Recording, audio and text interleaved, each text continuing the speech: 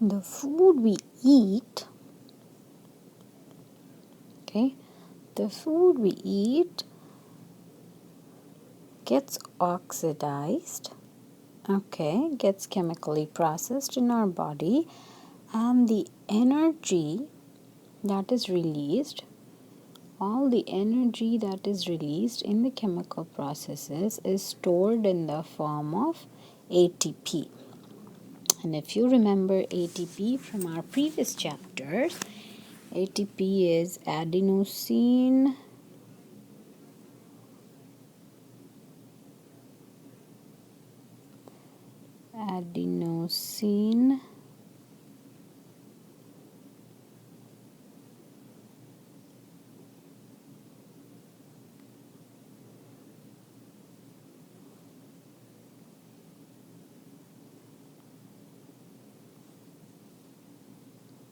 this is the adenosine part, this is the sugar, adenosine triphosphate. Adenosine triphosphate. So triphosphate, P double bond O, O minus, O, P double bond O, O minus, O, P double bond O, O minus, O minus, right? So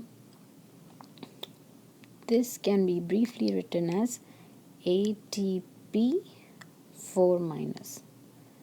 This is the adenosine, this is the triphosphate. There are 3 phosphate groups and there are 4 negative charges. So ATP 4 minus, right? ATP 4 minus, it's a high energy compound. Now when this undergoes hydrolysis, what you get is ADP 3 minus, meaning adenosine diphosphate with 3 negative charges plus a hydrogen molecule and 7.3 kilocalories per mole. This is the energy, okay? 7.3 kilocalories per mole. This much of energy is obtained. So every 1 mole of ATP can provide 7.3 kilocalories of energy. This reaction is also written as ATP yields ADP plus PI and 7.3 kilocalories. And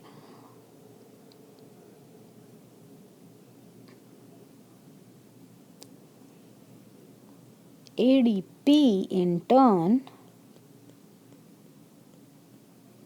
can hydrolyze to adenosine monophosphate and PI and another 7.3 kilocalories. So every time we do work, as in contract muscles, nerve signals, every time a cell is doing work, all the energy that is used comes from ATP. Actually, let me put the arrow this way. All the energy that we make use of in doing work comes from ATP. Now, you can kind of think of this like a cycle. So let's say ATP, if the energy can be written like this, so 3 phosphates for example, right? ATP. So ATP, all the energy is stored. What it will do is it will break down, okay, and all the energy is used up by anabolic reactions, right? What are anabolic reactions? If you remember from 2 videos ago, anabolic reactions require energy, right? When the ATP breaks down, energy stored in ATP is used, okay, and that gives rise to ADP.